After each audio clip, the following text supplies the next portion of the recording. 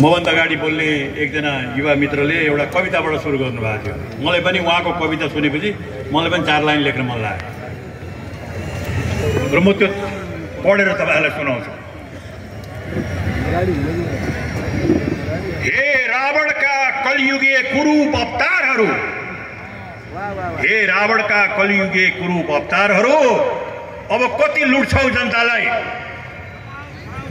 अब कति लुट्छौ जनतालाई। जनता हेर्दैछन्, जनता बुझ्दैछन्। एक बिहान अब आउँछ, एक बिहान अब आउँछ, एक दिन अब आउँछ।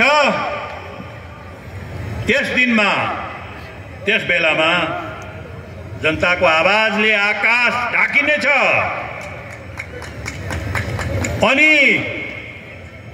कट्टु पनि टिप्न नपाई, कट्टु पनि टिप्न नपाई कलियुगी रावणहरूको भागाभाग हुनेछ।